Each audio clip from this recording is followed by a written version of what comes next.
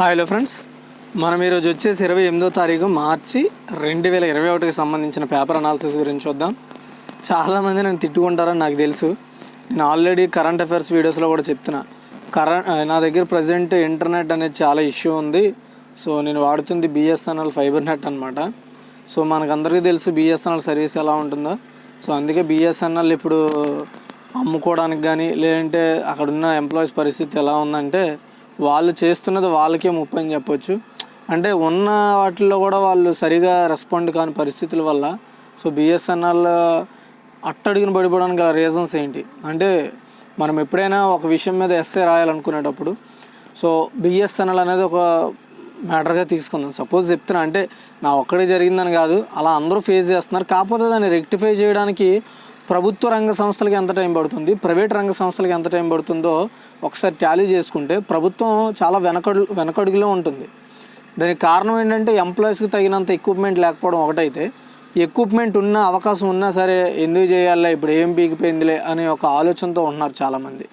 So దానివల్లే అంటే అలాంటి ఒక సిచ్యువేషన్ వచ్చిందని చెప్పొచ్చు. వాళ్ళ వల్ల దాని మీద డిపెండ్ అయిన ఇప్పుడు మనం కూడా ఇష్యూస్ ఫేస్ చేయాల్సింది. సరే, అది పక్కన పెడదాం. అది రిజాల్వ్ అయిన తర్వాత నేను పిఐబి న్యూస్ కంటిన్యూ చేస్తాను. సో అప్పటి వరకు పేపర్ అనాలిసిస్, కరెంట్ అఫైర్స్ అనేవి కొంచెం లేట్ అవుతూ వస్తుంటాయి. అది మీరు గమనించాలి. ఎందుకంటే నాకు మొబైల్ నెట్తో ఎంత ఆర్గనైజ్ చేయడం కష్టం కాబట్టి అందుకని అవ్వదు. అది గుర్తుపెట్టుకొని ప్రతి ఒక్కరు కూడా సపోర్ట్ చేస్తారని కోరుకుంటున్నాను. అయితే ఈరోజు మనకి చాలా ఇంపార్టెంట్ హైలైటెడ్ టాపిక్స్ ఉన్నాయి. వాటి గురించి కొంచెం డెప్త్గా డిస్కషన్ చేద్దాము. అయితే ఫస్ట్గా ఉన్న ఆర్టికల్లో మనకి హెడ్లైన్ ఏంటి అంటే, రోడ్ల పనులకు అంటే ఇక్కడ చూడండి, 332 కోట్లు రోడ్ల పనులకు కేటాయించిన కేంద్రం. ఎవరి కోసం ఇది? ఆంధ్రప్రదేశ్ ప్రభుత్వం కోసం. సో కేంద్ర ప్రభుత్వం ఈ 2020-21 ఆర్థిక సంవత్సరం కోసం 332 కోట్లను కేటాయించింది. అది ఒక్కసారి మనం దాన్ని పరిశీలిద్దాం. రాష్ట్రానికి కేంద్రం శుభవార్త చెప్పింది. 2020-21 ఏదైతే ఫైనాన్షియల్ ఇయర్ ఏదైతే ఉంటుందో, సో ఈ ఫైనాన్షియల్ ఇయర్ అంటే ఎఫ్ఐ అంటారు, మీరు చాలా వరకు చూసే ఉంటారు. ఇంగ్లీష్ టైటిల్స్లో ఎఫ్ఐ అని మిమ్మల్ని రాస్తూ ఉంటారు. దానికి అర్థం ఏంటంటే ఎఫ్ఐ అంటే ఫైనాన్షియల్ ఇయర్ అనమాట. సో ఫైనాన్షియల్ ఇయర్ 2020-21 ఆర్థిక సంవత్సరానికి రహదారుల మౌలిక సదుపాయాల కోసము సిఆర్ఐఎఫ్ అనే ఒక పద్దు నుంచి, అంటే పద్దు అనవచ్చు లేదంటే ఒక ఫండ్ అనవచ్చు, దీని నుంచి 332 కోట్ల రూపాయలను సెంట్రల్ గవర్నమెంట్ ఆంధ్రప్రదేశ్ ప్రభుత్వానికి కేటాయించిందనమాట. అయితే ఈ యొక్క సిఆర్ఐఎఫ్ పద్దు కింద సో మొత్తం మన దేశంలో ఉన్న అన్ని రాష్ట్రాలకి కలిపి 6,430 కోట్ల రూపాయలని కేటాయిస్తే, ఇందులో 332 కోట్లను మన ఆంధ్రప్రదేశ్ ప్రభుత్వానికి కేటాయించింది. ఆంధ్రప్రదేశ్ రాష్ట్రానికి, ప్రభుత్వానికి కాదు. ఏపీకి 332 కోట్లు ఇచ్చారు. ఈ మేరకు కేంద్ర రోడ్డు రవాణా జాతీయ రహదారుల మంత్రిత్వ శాఖ అండర్ సెక్రటరీ ఎస్కే మక్కర్ ఆ శాఖ పరిధిలోని ప్రిన్సిపల్ చీఫ్ కంట్రోలర్ ఆఫ్ అకౌంట్స్కి లెటర్ రాశారు. 2019-2020లో కేటాయించిన నిధులు కూడా ఖర్చు పెట్టకుండా మిగిలిపోయినవి ఏవైతే ఉంటాయో వాటిని కూడా ఆయా రాష్ట్రాలకి ఇవ్వాలని చెప్తూ, ఆయా రాష్ట్రాలకి మొత్తం 4,335 కోట్లు ఇంకా ఇవ్వాల్సిన ఉన్నవి అవి కూడా ఇచ్చేయండి అని చెప్తూ లెటర్ రాసింది. అయితే ఇందులో ఆంధ్రప్రదేశ్కి 10 కోట్లు ఉన్నాయన్నమాట ఇంకా ఇవ్వాల్సినవి. అవి ఇప్పుడు 322 కోట్లు కలిపి, అంటే ఇప్పుడు 2020-21 ఆర్థిక సంవత్సరానికి గవర్నమెంట్ ప్రతిపాదించింది 322 కోట్లు మాత్రమే. అయితే 2019-2020 ఆర్థిక సంవత్సరంలో ఇంకా ఆంధ్రప్రదేశ్ ప్రభుత్వానికి ఇవ్వాల్సిన 10 కోట్ల రూపాయలు బ్యాలెన్స్ ఉన్నాయి. ఆ 10 కోట్ల రూపాయలని కలిపి ఇప్పుడు 332 కోట్లను ప్రభుత్వము కేటాయించడం జరిగింది. ఓకేనా, ఇది గుర్తుపెట్టుకోండి. దీని ద్వారా సో ఆంధ్రప్రదేశ్ ప్రభుత్వంలో ఉన్న ఏవైతే రహదారులు ఉంటాయో వాటిల్లో డెవలప్ చేయాల్సిన మౌలిక సదుపాయాలకి ఉపయోగిస్తారు. ఓకేనా, అది.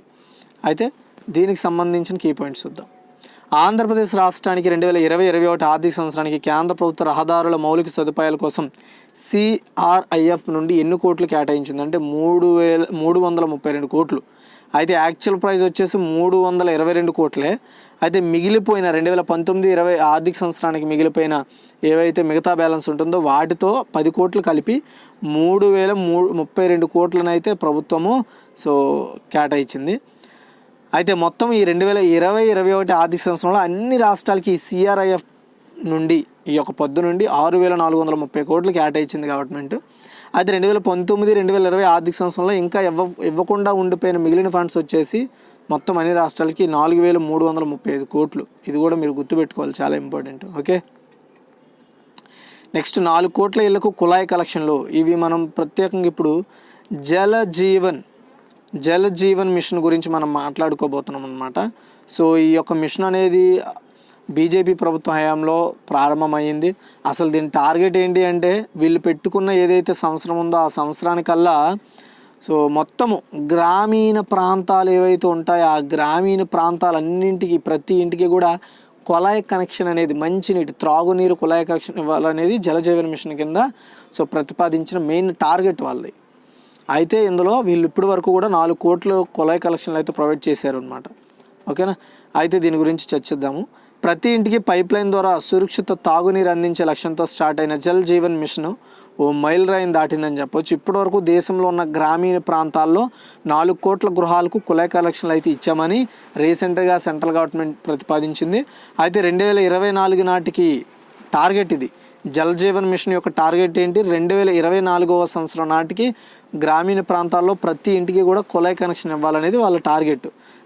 ఆ టార్గెట్ని పెట్టుకుంటూ ప్రధానమంత్రి నరేంద్ర మోదీ గారు 2019 ఆగస్టు 15వ తారీఖున ఈ యొక్క పథకాన్ని ప్రారంభించారు. పథకం ప్రారంభమైనప్పటి నుండి ఇప్పటి వరకు కూడా 7.26 కోట్ల గృహాలకు పైప్ లైన్ కనెక్షన్లు ఇచ్చారు. అయితే రాష్ట్రంలో అన్ని గృహాలకి పైప్ లైన్ కనెక్షన్లు కల్పించిన రాష్ట్రంలో గోవా రికార్డు సృష్టించింది. ఆ తర్వాత స్థానంలో తెలంగాణ ఉందండి. గుర్తుపెట్టుకుని మీరు, పైప్ లైన్ కనెక్షన్లు ఇచ్చింది. అండమాన్ నికోబార్ థర్డ్ ప్లేస్లో ఉంది. కేంద్ర ప్రభుత్వం విడుదల చేసిన లేటెస్ట్ ప్రకటనలో ఈ విషయాన్ని అయితే చెప్పడం జరిగింది. అయితే ఇంతవరకు మనం చర్చించుకుంటే చాలు. ఓకేనా, ఇంతకు మించి అవసరం లేదు. ఎందుకంటే గ్రామాలు అవి సాధించాయి అని చెప్తూ ఉంటారు. అవి ఎక్కడ కూడా మనకి ఎగ్జామ్లో రాలేదు. ఎందుకంటే సో ఇంకా ప్రతిపాదనలు ఉన్నవి చాలా ఉంటాయి, వాటిని డీల్ చేయాల్సినవి చాలా ఉంటాయి. రేపొద్దునకే నెంబర్స్ మారచ్చు. కాబట్టి మనం మెయిన్గా ప్రధానంగా చర్చించుకోవాల్సిన అంశాలు ఏంటి అంటే, సో మొత్తం సెంట్రల్ వైడ్గా సో ప్రతి ఇంటికి పైప్ లైన్ అందించిన, ప్రతి గ్రామాలకి పైప్ లైన్ అందించిన సో మొదటి స్టేట్గా వచ్చేసి గోవా, తర్వాత తెలంగాణ, తర్వాత అండమాన్ నికోబార్ యూటీ నిలిచాయి. దాని గురించి ఒకసారి చూద్దాం. ప్రతి ఇంటికి తాగునీరు అందించడం కోసం కేంద్ర ప్రభుత్వం ప్రారంభించిన మిషన్ పేరేమిటి? జల్ జీవన్ మిషన్. అలాగే జల్ జీవన్ మిషన్ కింద భారతదేశంలో ఇప్పటివరకు గ్రామీణ ప్రాంతాల్లో ఎన్ని నీటి కనెక్షన్లు వేశారంటే 4 కోట్లు. జల్ జీవన్ మిషన్ పథకాన్ని ఎవరు ప్రారంభించారంటే శ్రీ ప్రధాని నరేంద్ర మోదీ. జల్ జీవన్ మిషన్ పథకం ద్వారా ఏ సంవత్సరం నాటికి భారతదేశంలో గ్రామీణ ప్రాంతాల్లో ప్రతి ఇంటికి నీటి కుళాయి ద్వారా సురక్షిత మంచినీరు అందించాలనుకున్నారంటే 2024 కల్లా. అయితే జల్ జీవన్ మిషన్ ఏ సంవత్సరంలో ప్రారంభించారు? 2019 ఆగస్టు 15. అయితే అన్ని గృహాలకు పైప్ లైన్ కనెక్షన్లు కల్పించిన మొదటి రాష్ట్రం ఏంటంటే గోవా, సెకండ్ వచ్చేసి తెలంగాణ, థర్డ్ వచ్చేసి అండమాన్ నికోబార్. గుర్తుపెట్టుకోవాలి. ఇది 8 క్వశ్చన్లు నేను టార్గెట్ చేశాను. ఖచ్చితంగా 8 క్వశ్చన్లు, ఒక్క క్వశ్చన్ కాకపోయినా కనీసం మిగతా 7 క్వశ్చన్లు 5 క్వశ్చన్లు అయినా మీకు ఎక్కడో దగ్గర టార్గెట్ చేస్తాయి. తర్వాత most trusted brand Visakha industries అంట. దీని గురించి మనం ఒకసారి చూద్దాము. సిమెంట్ రేకులు, ప్రధానంగా సిమెంట్ రేకుల తయారీతో ప్రారంభమైన విశాఖ ఇండస్ట్రీస్ అనే కంపెనీ తర్వాత చాలా వాటిలో పెట్టుబడులు పెడుతూ ప్రతిపాదించుకుంది అనుకోండి, అది వేరే విషయం. కానీ ప్రధానంగా సిమెంట్ రేకులు తయారు చేసే కంపెనీ ఇది. అయితే ఈ ఏడాది అంటే 2021 సంవత్సరానికి మోస్ట్ ట్రస్టెడ్ బ్రాండ్లలో ఒకటిగా ఈ యొక్క విశాఖ ఇండస్ట్రీస్ నిలవడం జరిగింది. అదేంటి అంటే సిఎన్బిసి అనే ఒక నెట్వర్క్ వాళ్ళు ప్రతి సంవత్సరం కూడా సిఎన్బిసి మోస్ట్ ట్రస్టెడ్ బ్రాండ్స్ అనే ఒక అవార్డ్స్ని ఇస్తారు.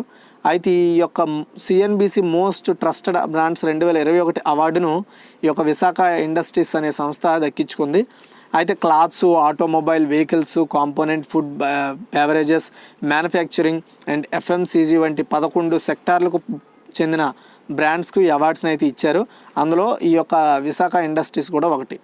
అయితే ఈ అవార్డ్స్ని బాలీవుడ్ యాక్టర్ అయిన వివేక్ ఒబెరాయ్ నుంచి ఈ అవార్డ్స్ని అయితే ఇవ్వడం జరిగింది. అయితే మోస్ట్ ట్రస్టెడ్ బ్రాండ్గా నిలిచినందుకు ఆనందంగా ఉందని కంపెనీ ట్విట్టర్లో చెప్తూ, క్వాలిటీని అందించాలనేదే మన గోల్, అయితే గుర్తింపు ఆటోమేటిక్గా వస్తుందని మనందరికీ తెలుసు. ఆ విషయాన్ని ఆ కంపెనీ ట్విట్టర్లో చెప్పుకోవడం జరిగింది. ఇంతవరకే మనం చర్చించుకోవాలి. ఎక్కడ నేను అంత వేస్ట్, ఎందుకంటే ఆ కంపెనీ గొప్పలు తయారవుతాయి తర్వాత. మనం ఆ కంపెనీ గొప్పలు చర్చించుకోవాల్సిన అవసరం లేదు. మనం చర్చించుకోవాల్సింది ఏంటంటే సిఎన్బిసి అనేది ఒక పెద్ద నెట్వర్క్ అండి. అది ఒక టెలివిజన్ నెట్వర్క్ అనమాట. సో ఈ యొక్క నెట్వర్క్ ద్వారా వీళ్ళు ప్రతి సంవత్సరం కూడా మోస్ట్ ట్రస్టెడ్ బ్రాండ్స్ అంటే మనం నమ్మదగ్గలిగిన కొన్ని బ్రాండ్స్ని వీళ్ళు ప్రతిపాదిస్తూ ఉంటారు ఎప్పటికప్పుడు. కాబట్టి మనం ఆ విషయాన్ని గుర్తుపెట్టుకోవాల్సి ఉంటుంది. అయితే అలా ఈ 2021 అవార్డును వచ్చేసి విశాఖ ఇండస్ట్రీస్ వాళ్ళు అందుకున్నారు. విశాఖ ఇండస్ట్రీ ప్రముఖంగా వేటిని తయారు చేస్తుంది అంటే సిమెంట్ రేకుల్ని. CNBC most trusted brands 2021 award ఎవరు ప్రదానం చేశారంటే యాక్టర్ వివేక్ ఒబెరాయ్. ఇతను ఒక బాలీవుడ్ యాక్టర్ అని కూడా గుర్తుపెట్టుకోవాలి మీరు. ఓకే, తర్వాత సిఎస్ఐఆర్ ఐసిటీతో భారత్ బయోటెక్ ఒప్పందం అండి. సో యాక్చువల్గా మనుషులకి జంతువులకి అవసరమైన వ్యాక్సిన్లు ఏవైతే ఉంటాయో వాటిని బయోథెరప్యూటిక్స్ని, ఓకేనా, వాటిని తక్కువ ధరలకు ఇవ్వడం కోసం, సో టెక్నాలజీని తయారు చేయడం కోసం, అవసరమైన టెక్నాలజీని డెవలప్ చేయడం కోసం ప్రయత్నాలు స్టార్ట్ అయ్యాయి. దీనికోసం భారత్ బయోటెక్, బయోవేట్, సేపీజెన్ బయోలాజిక్స్ అనే ఒక 3 సంస్థలు CSIR Indian Institute of chemical టెక్నాలజీతో మాస్టర్ కొలాబరేటివ్ అగ్రిమెంట్ కుదుర్చుకున్నాయి.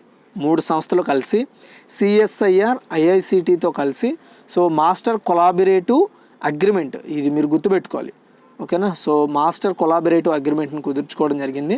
అయితే ఈ కంపెనీలన్నింటికీ ఆసక్తి ఉన్న ప్రాజెక్టులపై పనిచేయడానికి ఈ ఒప్పందం బాగా యూజ్ అవుతుంది. సో ఎవరైతే తమకు కావాల్సిన మెటీరియల్స్ని అందజేయడానికి ఈ కంపెనీలు సిఎస్ఐఆర్ ఐఐసిటికి ఆర్థికంగా ఉపయోగపడతాయి. కార్యక్రమంలో భారత్ బయోటెక్ సిఎండి కృష్ణ ఎల్లా, బయోవేట్ డైరెక్టర్ జలాచారి ఎల్లా, సేపీజెన్ డైరెక్టర్ డాక్టర్ రేచర్స్ ఎల్లా, సిఎస్ఐఆర్ ఐఐసిటి నుంచి డాక్టర్ ఎస్ చంద్రశేఖర్ పాల్గొనడం కూడా జరిగింది. అయితే సింపుల్గా చెప్తాను చూడండి.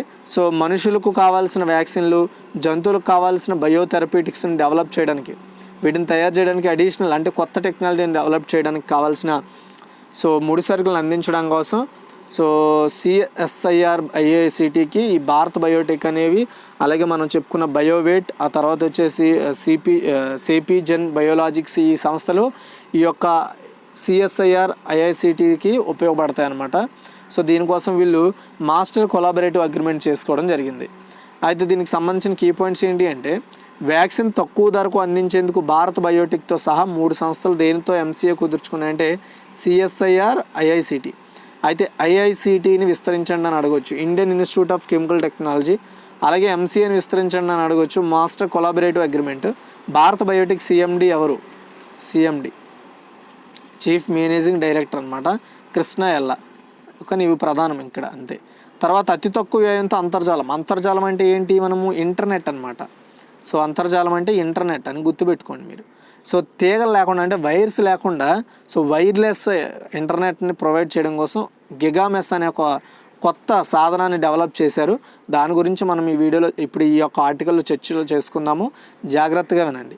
సో గ్రామాలు, పట్టణ శివారు ప్రాంతాలు ఏవైతే ఉంటాయో వాటికి వైర్లు వేయడము, ఫైబర్లు ఇవ్వడం అనేది చాలా పెద్ద సమస్య. ఎక్కడ ఏం కట్టయినా ఇంటర్నెట్ అవైలబిలిటీ పోతుంది. ఇప్పుడు నేను చెప్పినట్టుగానే చూసారా, ఇప్పుడు సర్వర్ ఇష్యూ అని అది ఇది అని ఈ బిఎస్ఎన్ఎల్ ఫైబర్ వాళ్ళు ఏదో చెప్తున్నారు.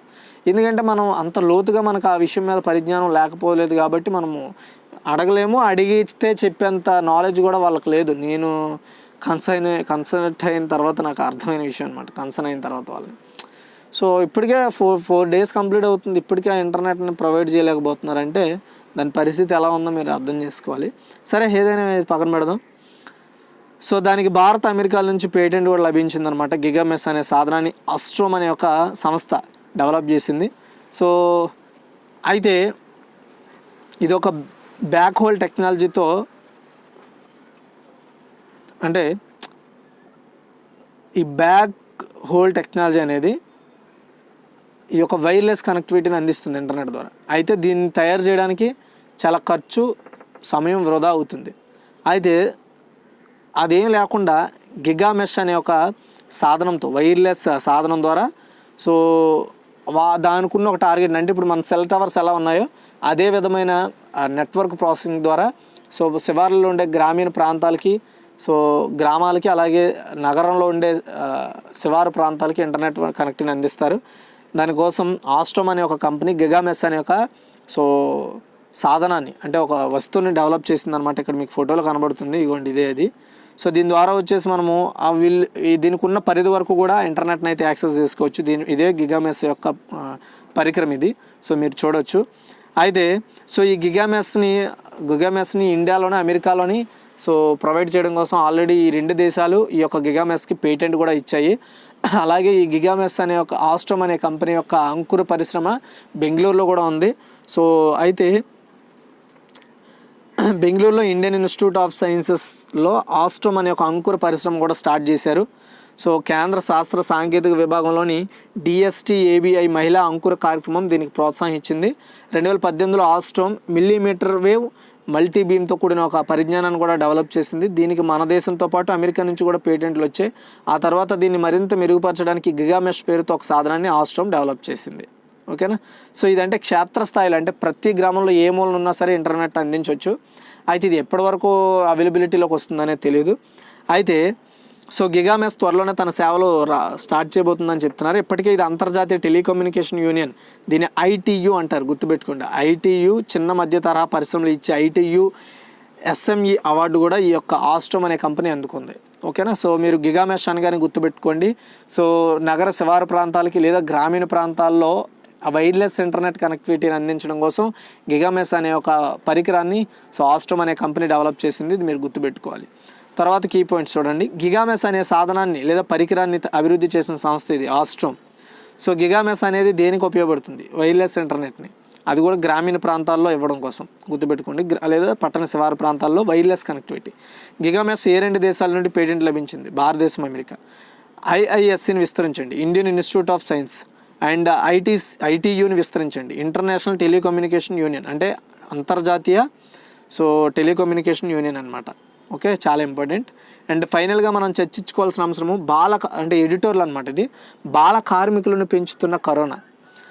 సో చాలా ముఖ్యమైన అంశం ఇది. బాల కార్మికులకు నిరోధించడానికి చట్టాలు ఉన్నాయి, దానికంటూ కొన్ని టీమ్స్ ఉన్నాయి, దానికంటూ ప్రత్యేకమైన సో సర్వీసెస్ సంఘాలు ఉన్నాయి. వీటన్నింటి గురించి చెప్పుకోవాలి ఇప్పుడు మనం. ఓకేనా. చూడండి, సో చేసింది చెప్పుకోవడం సులభం, కానీ చెప్పింది చేయడం మాత్రం ఎంతో కష్టమని మనందరికీ తెలుసు. చెప్పేస్తాం, నేను అది మనం ఒకవేళ చేయకపోయినా అది చేసామని మాటతో చెప్పేస్తాం, కానీ లేదా మనం ఇది చేసామని చాలా సింపుల్గా చెప్పేంత ఈజీ కాదు మనం అంతవరకు సాధించడం అనేది. అయితే అలా హామీలు ఇచ్చి ఆ తర్వాత మాట మార్చిన నేతలు ఎందరో ఉన్నారని మనకు తెలుసు. కేవలం కొందరు మాత్రమే ఇచ్చిన మాట నిలబెట్టుకుని ప్రజల హృదయాల్లో ఇప్పటికీ ఉండిపోయారు. సో చెప్పిన మాట చేయకుండా గాల్లో కలిసిపోయిన వాళ్ళు చాలామంది ఉంటారు. అది మనం పొలిటికల్ లీడర్స్ కావచ్చు, అధికారులు కావచ్చు, ఏదో విధంగా దాని ఎఫెక్ట్ని భరించాల్సి వస్తుంది. అందుకు తగిన వనరులు ఉన్నాయి. అంటే ఇప్పుడు మనం ఏదైనా మాట ఇచ్చే ముందు అన్ని కోణాల్లో ఆలోచించి ఆచరణ యోగ్యమా కాదా, అందుకు తగిన వనరులు ఉన్నాయా లేదా అనే వాటిని చూసుకోవాలి. అందులో అధికారంలో ఉన్న నేతలు, పాలక పెద్దలు మరింతగా ఆలోచించి నిర్ణయాలు తీసుకోవాలి. ఆ మేరకు చట్టాలు చేయాలి. ఆ తర్వాత ఎంత కష్టమైనా అమలు చేయాలి. వ్యక్తుల విషయంలోనే కాదు, ప్రభుత్వాలైనా దీనిని పాటిస్తే విశ్వసనీయత పెరుగుతుంది. బాల కార్మిక వ్యవస్థ నిర్మూలన విషయంలో పాలకులు మాటలు నిలబెట్టలేకపోతున్నారు. కరోనా కాలంలో దేశవ్యాప్తంగా ఎన్ని లక్షల మంది బాల కార్మికులు మగ్గిపోతున్నారో బయటపడిన విషయం ఇప్పుడు మనం చర్చించుకోవాల్సిన విషయం. చట్టాల మీద చట్టాలు చేస్తున్నారు, అధికారుల మీద అధికారులు నియమిస్తున్నారు. అవన్నీ ఆశించిన ప్రయోజనాలు చేకూర్చడం లేదు. అంతే కదా, చట్టం మీద చట్టం, ఆ చట్టం మీద చట్టం, ఆ చట్టం సవరణలు చేస్తున్నారు. దాని మీద కొత్త అధికారులు, కొత్త కమిటీని, కొత్త కమిషన్లను వీటన్నింటిని ఏర్పాటు చేస్తున్నారు. అయితే వాటి ద్వారా ఇప్పుడు వచ్చే ఏమైనా బెనిఫిట్ వచ్చిందా? అంత పెద్ద అధికారులను నియమించి ఒక కమిటీని ఏర్పాటు చేయడము, ఒక కమిషన్ ఏర్పాటు చేయడము, లేదంటే దానికంటే ఒక ప్రత్యేకమైన కార్యాలయాన్ని డెవలప్ చేయడము, అంతమంది దాని మీద ప్రోగ్రెస్ చేస్తున్నప్పుడు అంత దానికి అనుకూలంగా నివారించగలుగుతున్నారా అనే అంశాలను మనం ఒకసారి పరిశీలిస్తే అందుకు ప్రధాన కారణం అమల్లో త్రికరణ శుద్ధి లేకపోవడం అనేది వాస్తవం. అంటే లేదు, ఎందుకు లేదు అంటే అంటే మొత్తం 3 వైపులా కూడా సమన్వయం లేదనమాట దాని ఉద్దేశం. సో చట్టాలు చేసేటప్పుడు, నిబంధనలు వేధించేటప్పుడు ఉన్న శ్రద్ధ ఆచరణ వచ్చేసరికి ఉండట్లేదు. అది చట్టాలు చేస్తున్నారో వాటికి పార్లమెంట్లోనో లేదంటే చిన్న చిన్న చట్టసభలు, అసెంబ్లీలోనో, శాసనసభల్లో సో ఆమోదం పొందుతున్నాయి, కానీ అవి ఆచరణలోకి వచ్చేటప్పుడు ఇంప్లిమెంట్ అవ్వట్లా. దాన్ని ఎవరు పట్టించుకోవట్లేదు. చట్టం ఏదో చేసేసాం పేరుకి, మా ప్రభుత్వ హయాంలో చట్టం తీసుకోవచ్చు అని చెప్పడం తప్ప అది ఎంతవరకు ఇంప్లిమెంట్ అవుతుంది, దాని ద్వారా మనం ఏమైనా పొడిచామా అనేది మాత్రం సున్నాలా కనబడుతుంది. అది ఎందుకో కూడా నేను చెప్తాను. నేనేమో ఉత్తినేతనే ఇప్పుడు అన్నాను చూసారా స్టార్టింగ్లో. సో మాట అనడం చాలా కష్టం, కానీ దాన్ని చేయడం మాట అనడం చాలా ఈజీ, కానీ అనడం చాలా కష్టం అని. అయితే ఇక్కడ సో మాట అనేటప్పుడు మనం ఆలోచించడానికి కూడా ఏం లేదు. అందుకని నేను అంత సింపుల్గా అన్నాను. దాని గురించి చర్చిస్తాను, మీకేం కంగారు లేదు. అది చర్యలు అంటే ఒక్క భారతదేశంలోనే కాదు, అంతర్జాతీయంగా కూడా ఎన్నో చట్టాలు చేశారు, చర్యలు కూడా తీసుకుంటామని ఉన్నారు. అండ్ ఇప్పటికీ స్వాతంత్రం వచ్చినప్పటి నుండి బాల కార్మిక వ్యవస్థ నిర్మూలించేందుకు శతవిధాలా ప్రయత్నం చేస్తున్నట్లు చెప్పుకుంటూనే ఉన్నారు. ఈ ప్రభుత్వమే కాదు, ఏ ప్రభుత్వం అధికారంలో ఉన్నా ఇదే తంతు జరుగుతుంది. ఫలితంగా ఆటపాటలు, చదువు సంధ్యలతో ఆనందంగా గడపాల్సిన కోట్లాది మంది పిల్లల జీవితాలు కళ్ళ ముందే బుగ్గుపాలు అవుతున్నాయి. పాలకులు చట్టాలు, మాటలు నీటి మాటలు అవుతున్నాయి. పాత చట్టాలకు మరింత పదును పెట్టి కొత్త చట్టాలను తీసుకొచ్చామని ఎన్నోసార్లు నేతలు చెప్పుకుంటున్నారు. శతకోటి దరిద్రాలకు అనంత కోటి ఉపాయాలు అన్నట్లు ఏదో ఒక మార్గంలో, ఏదో ఒక రూపంలో ఒక వ్యవస్థ కొనసాగుతూనే ఉంది. అన్నిటికంటే ముఖ్యంగా ఈ కోపం నుంచి బయటికి తీసుకొచ్చిన బాల కార్మికులు ప్రత్యామ్నాయ ఏర్పాట్లు చేయడంలో పాలకులు విఫలమవుతున్నారు. క్షేత్రస్థాయిలో జరుగుతున్న వాస్తవ విషయాలు పరిగణలోకి తీసుకొని నిర్దిష్ట చర్యల వైపు అడుగులు వేయలేక ఉండిపోతున్నారు. ఇది ఎన్నో ఏళ్ల నుంచి జరుగుతున్న చాలామంది అధికారులకు తెలిసిన పాలకులకు నమ్మించేదగ్గ కాగితాల మీద ఏదో రాసుకొని కాలం గడుపుతున్నారు. స్వాతంత్రం వచ్చినప్పటి నుండి అప్పటి ప్రధాని జవహర్లాల్ నెహ్రూ గారు, ఇప్పుడు ప్రధాని నరేంద్ర మోదీ వరకు కూడా అప్పటి రాష్ట్రపతి సర్వేపల్లి రాధాకృష్ణన్, అబ్దుల్ కలాం తదితర పెద్దలందరూ కూడా బాలల పట్ల అత్యంత ప్రేమాభిమానాలు చూపించిన వారే. ఈ బాలలే భావి భారత పౌరులని వారి జీవితాల్లో వెలుగు నింపాలని ఆశించిన వారే. అందుకే మనం పిల్లలకి ఒక టార్గెట్కి టీచర్స్ డే జరుపుకుంటాము, ఇలాంటివన్నీ కూడా జరుపుకుంటూ ఉంటాం. ఎందుకంటే పిల్లల మీదకి వాళ్ళ ప్రధానమంత్రి, అప్పుడు ప్రధానులకి లేదా అప్పుడు ఉపాధ్యాయులు సర్వేపల్లి రాధాకృష్ణన్ గారు కావచ్చు, వీళ్ళందరికీ పిల్లల మీద ఉన్న అభిమానము, ఇష్టము. అలాగే అబ్దుల్ కలాం గారికి పిల్లలంటే చాలా ఇష్టం. పిల్లల స్థాయి నుండి అభివృద్ధి చెందాలి, నైపుణ్యం అనేది పిల్లల స్థాయి నుండి రావాలనేది అబ్దుల్ కలాం గారు అనుకున్న విషయాలు. అలాగే ఇప్పుడు మోదీ గారు కూడా పరీక్ష పే చర్చ ఇలా చాలా చర్చలు జరుపుతున్నారు, బాలల కోసం చాలా చెప్తున్నారు. వాళ్ళ కోసం కొన్ని మీటింగ్లు కూడా ఏర్పాటు చేసిన సందర్భాలు ఉన్నాయి. మరి ఇంత చేస్తున్నా, ఇన్ని మాటలు మాడుతున్నా, ఎన్నో కార్యక్రమాలు, మరెన్నో పథకాలు ప్రవేశపెట్టి ప్రోత్సహించిన వారే. అయితే రాజ్యాంగ నిర్మాతలు కూడా ఈ విషయంలో ప్రత్యేక శ్రద్ధ తీసుకున్నారు. రాజ్యాంగంలోని 24వ అధికరణ బాల కార్మిక వ్యవస్థను సమూలంగా వ్యతిరేకిస్తోంది. 24th article in Indian constitution. Okay, అయితే 14 సంవత్సరాల వయసు గల పిల్లలను పనిలో పెట్టుకోకూడదని చెప్తున్నాయి.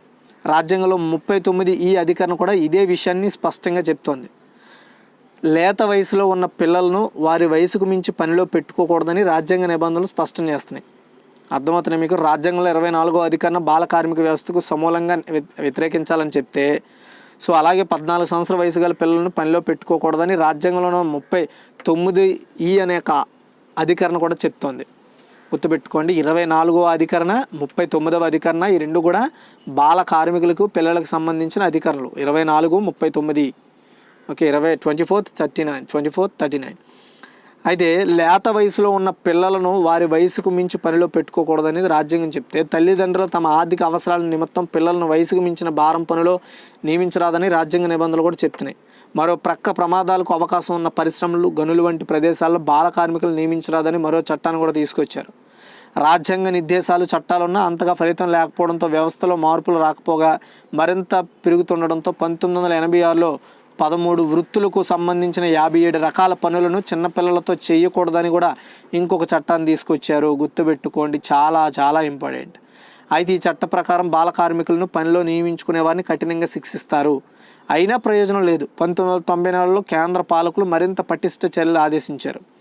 2000 నాటికి బాల కార్మిక వ్యవస్థను పూర్తిగా నిర్మూలించుకోవాలని అధికారికంగా చెప్పుకున్నారు. అవి కూడా కాగితాల్లోనే ఉండిపోయాయి. కరోనాతో పాఠశాలలు, హాస్టళ్ళు మూతపడడంతో మళ్ళీ బాల కార్మిక వ్యవస్థ విజృంభించిపోతుంది. అటు స్కూల్స్ లేకపోవడం, పని లేక రోడ్లపై తిరిగితే పిల్లలు ఎటు కాకుండా పోతారనే ఆందోళన, మరోవైపు అంతో ఇంతో ఆర్థికంగా వెసులుబాటు కలుగుతుందని తల్లిదండ్రులే ఏదో ఒక చోట పనులకు పెడుతున్నారు. దీంతో ఇన్నేళ్లుగా చేసిన ప్రయత్నాలకు అడ్డంకి కలుగుతుందని, బాల కార్మిక వ్యవస్థ వెల్లుల్లోని పోతుందని ఆందోళన సర్వత్రా వ్యక్తమవుతుంది. ప్రభుత్వం ఈ కోణంలో దృష్టి పెట్టాల్సిన తరుణం ఇది. అయితే ఇదనే విషయం ఏం కాదు అండి. ప్రధాని నరేంద్ర మోదీ గారు కూడా చిన్నప్పుడుగా ఉన్నప్పుడే అతను టీ స్టాల్ నడిపేవారు అన్నమాట, టీలు అమ్ముకునేవారు.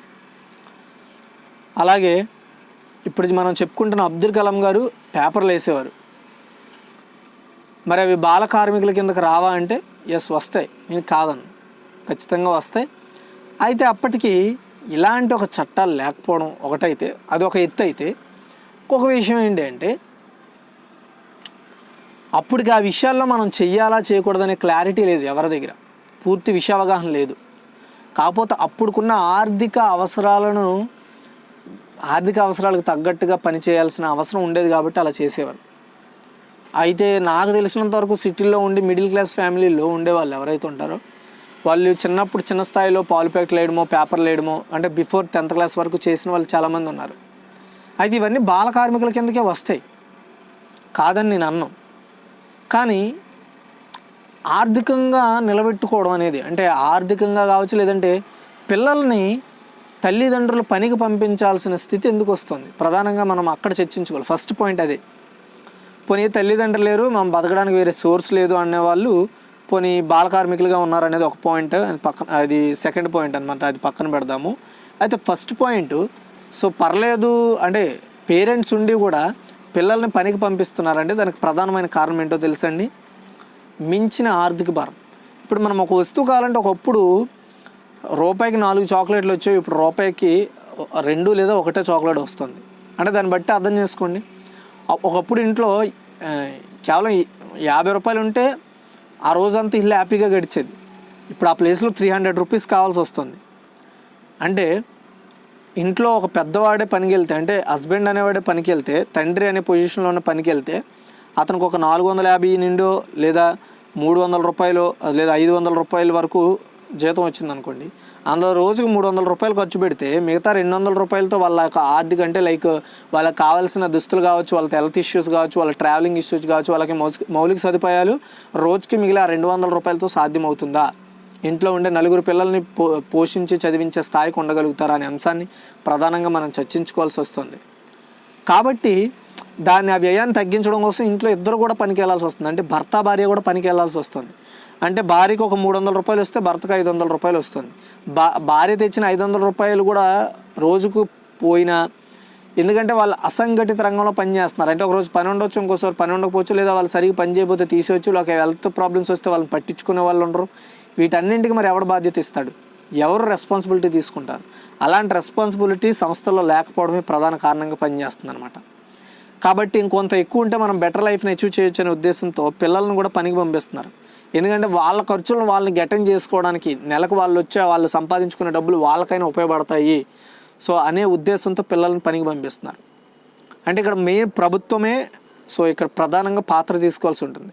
ఏం పాత్ర తీసుకోవాల్సింది అని అనుకుంటున్నారంటే, ఫస్ట్ అండి వస్తువులు, మనకు కావాల్సిన వస్తువులు, సేవా వస్తువులు ఏవైతే ఉంటాయో పప్పు, ధాన్యము, బియ్యము, ఇవన్నీ రేషన్ ద్వారా సరిపెడుతున్నాం అనుకుంటున్నారు. అయితే రేషన్ ద్వారా ఇచ్చే బియ్యము పిల్లలకు కావచ్చు లేదా కుటుంబంలో కావచ్చు ఆ మనిషి బతకడానికి ఎంత సంపూర్ణతను ఇస్తున్నాయి మీరు ఒకసారి చూడండి.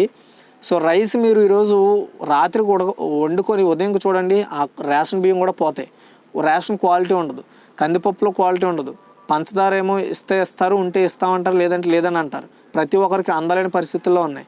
చింతపండు పురుగులు పడితే ఏమి ఇచ్చినా, తక్కువకి ఇచ్చినా, ఏది ఇచ్చినా సరే ఆ ఎఫెక్ట్ చూపిస్తున్నారు. అది పక్కన పెడితే చాలా ప్రధానమైన ఇష్యూ ఈ రోజుల్లో కరోనా సిచ్యువేషన్లో కూడా హెల్త్ అండి. సో మీరు ఒక బాగా గమనించండి. అయితే మనకి హెల్త్కి అన్ని ప్రభుత్వ హాస్పిటల్స్ ఉన్నాయి కదా, మనకి ఎందుకు డబ్బులు ఖర్చు అవుతాయని మీరు ఆలోచన పక్కన పెడితే, సో అసలు మెయిన్ మన ఇండియాలో సమయానికి ఆరోగ్య సేవలు అందుకోలేక కొన్ని కోట్ల మందిలో చనిపోతున్నారు. రీసెంట్గా నిన్న తెలంగాణలో ఒక సిచ్యువేషన్ జరిగింది. సో ఒక గర్భిణి పురిటి నొప్పులతో రోడ్డు మీదే పడిపోయి సో బేబీ బయటకు వచ్చిన తర్వాత బేబీ చనిపోయింది. అట్ ది సేమ్ టైం ఆ తల్లి కూడా చనిపోయింది అనమాట. అంటే దానికి కారణం ఏంటి?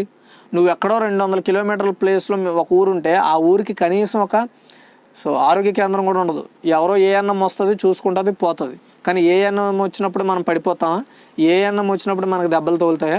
పాము కాటు జరుగుద్ది. పాము కాటు జరిగిన కొన్ని ప్రదేశాల్లో 1 అవర్లో ట్రీట్మెంట్ తీసుకోవాలి, కొన్ని వాటికి 30 మినిట్స్లో ట్రీట్మెంట్ తీసుకోవాలి, కొన్నింటికి 1 అవర్లో తీసుకోవాలి, కొన్నింటికి 24 అవర్స్లో తీసుకోవాల్సి వస్తుంది. మరి అలాంటప్పుడు ఎక్కడో కొండ ప్రాంతాల్లో ఉన్న కొంతమంది వ్యక్తులు, లేదంటే హాస్పిటల్కి సుదూర ప్రాంత దూరాల్లో ఉన్న కొంతమంది వ్యక్తులు హాస్పిటల్ చేరుకోవడానికి ఎంత సమయం పడుతుందండి? మరి ఈ ప్రభుత్వాలు ఏం చేస్తున్నాయా? లేదు. కానీ గొప్పలు చెప్పుకుంటే ఆయుష్మాన్ చేస్తున్నాం, ఈ ఆయుష్మాన్ చేస్తున్నాం, ఇన్ని కోట్లు పెడుతున్నాను అని గొప్పలు చెప్పుకొని సో ఈ ప్రజల్ని మభ్య పెడుతున్నారు. ప్రజలు అది గ్రహించగా ఓట్లతో గుమ్మెత్తిపోసి వాళ్ళకి అధికారం ఇచ్చి పొరలిపోయి అభిమానం ఆకూర అమలాపురం అనుకొని వెంట తిరిగి వాళ్ళ జీవితాలు నాశనం చేసుకోవడమే కాకుండా వాళ్ళతో ఉండే ఫ్యామిలీ జీవితాలు, చదువుకుంటున్న వ్యక్తుల యొక్క జీవితాలు కూడా నాశనం చేస్తున్నారు. ఒకటి గుర్తుపెట్టుకోండి, చదువుకునే ప్రతి విద్యార్థికి నా సజెషన్ ఏంటంటే, మీరు నమ్మాల్సింది పాలకుడిని కాదు, పాలకుడిని అస్సలు కాదు, మనకున్న హక్కుల్ని అడుక్కోవాలి, మనకున్న హక్కుల్ని ఛేదించుకోగలగాలి. అర్థమైందా? దానికి సూటబుల్ అయిన ఒక నాయకుడిని చూసుకోవాలి. నేను ఈరోజు ఆ వ్యక్తిని ఈ వ్యక్తిని మీరు నమ్ముకొని చట్టా పట్టాలు వేసుకొని ఓట్లు వేసారా, అది ఖచ్చితంగా మీ పిల్లకను మీరు ఫ్యాన్ కేసు కట్టుకున్నట్టే ఉంటుంది. ఎవడో వచ్చిన ఆపినంత వరకు మీరు ఆగలేని పరిస్థితుల్లో ఉంటారు, అది గుర్తుపెట్టుకోండి. సో నేను ప్రధానంగా అదే చెప్తున్నా. సో అది పక్కన పెడదాం. అయితే వస్తువులతో పాటు హెల్త్ అనేది చాలా పెద్ద ఇష్యూ అండి. సో సమయానికి హెల్త్ అందుకుపోవడం, గవర్నమెంట్ హాస్పిటల్స్ ఉన్నా అక్కడ కొన్ని ఫెసిలిటీస్ లేక సమయానికి ట్రీట్మెంట్ అందక మనము ప్రైవేట్ హాస్పిటల్కి వెళ్తాం. ప్రభుత్వ హాస్పిటల్లో ఫ్రీగా అవ్వాల్సిన ఖర్చు వచ్చేసి ప్రైవేట్ హాస్పిటల్లో 10,000, 15,000, 50,000, 60,000, 1,00,000, 3 లక్షలు, 10 లక్షలు, ₹1,00,00,000 జరుగుతున్నాయి. మధ్యతరగతి కుటుంబీకుడు ఏదైనా ఇష్యూ వచ్చినప్పుడు దాన్ని అన్ని కోట్లు పెట్టి సాల్వ్ చేసుకోగలడా? మరి వాటిని ఛేదించాలంటే వాడు ఫైనాన్షియల్లీ స్ట్రాంగ్ ఉండాలి. కాబట్టి సో ప్రభుత్వాలు, పాలకులు చేసే పనులు పోని అవి ఇంప్లిమెంట్ చేస్తున్న వాటిని సక్రమంగా అమలవుతున్నాయా లేదా పట్టించుకోలేని అధికారులు, పట్టించుకోని ప్రభుత్వాలు వీటికి బాధ్యత వహించాల్సిన అవసరం ఉంది. ఎప్పుడైతే పాలకులు సమూలంగా మనము డబ్బులు సంపాదించుకుందాం, భూమిని ఎక్కడో నొక్కేద్దాం, ఎక్కడో ఏదో చేద్దామనే ఆలోచనతో వచ్చేవాడికి మనం ఓటేయకూడదు. మనకి రాజ్యాంగబద్ధంగా ఏర్పడిన ఆ కొంత మొత్తాన్ని అదే మన ప్రజల ద్వారా వస్తున్న ఒక బహుమతిగా ఆలోచించి సో ప్రభుత్వ ఖాతాలో ఉన్న ప్రతి సొమ్ముని ప్రజలకు కేటాయించి ప్రజలకి ఇబ్బంది లేని జీవితాలను కల్పించిన వాడు అసలైన నాయకుడు. ఇప్పుడు మా నాయకుడు అన్ని పెట్టేస్తున్నాడు అనుకుంటాం, కానీ ఆ డబ్బుని ఎక్కడి నుండి తెస్తున్నాడు, మళ్ళీ ఆ డబ్బును మన దగ్గరే పిండుతాడు అనే విషయాన్ని మనం గమనించకపోవడం, చదువుకున్న వాళ్ళు కూడా గమనించకపోవడం చాలా అంటే ఈ సోషల్ మీడియాలో ఆ పార్టీ వాళ్ళు ఈ పార్టీ వాళ్ళు మా నాయకుడు ఇది చేశాడు, మా నాయకుడు ఇది చేశారని చెప్పుకుంటారనమాట. మీరు అది గమనించండి. సో చేశారని చెప్పడం బాగానే ఉంది. అయితే చెప్పినోడు కూడా తెలుసు ఈ డబ్బులు మన దగ్గరే పిండుతున్నారు, కానీ అది చెప్పడు. ఎందుకంటే ఆ నాయకుడి మీద ఉన్న అమితమైన అభిమానాలు కాదు కావాల్సింది, పని. గుర్తుపెట్టుకోండి. సో ఇది గైస్, ఎప్పుడైతే మన ఇండియాలో వస్తువుల రేట్లు మనం సంపాదించేదానికి ఈక్వల్గా ఉంటాయో, అంతేకాకుండా ప్రాథమికంగా కావలసిన ఆరోగ్యాన్ని కూడా సో తక్కువ ఖర్చులో కాకుండా ఏకంగా ఫ్రీగా చేసే వెసులుబాటును కల్పించే ప్రయత్నం ప్రభుత్వాలు చేయాలి. దానికోసం కేంద్ర రాష్ట్ర ప్రభుత్వాలు వాళ్ళ యొక్క నిధుల్లో అధిక కేటాయింపులు జరగాలి హెల్త్కి. గుర్తుపెట్టుకోండి. ఇది గైస్ మీకు చెప్పింది అర్థమై ఉంటుంది. నేను సోదేం చెప్పలేదు, ఉన్నది ఉన్నదని చెప్పాను. మీకు నచ్చితే లైక్ చేసి షేర్ చేసి మరిన్ని అప్డేట్స్ కోసం మన ఛానల్ లైక్ చేయండి. Thanks for watching.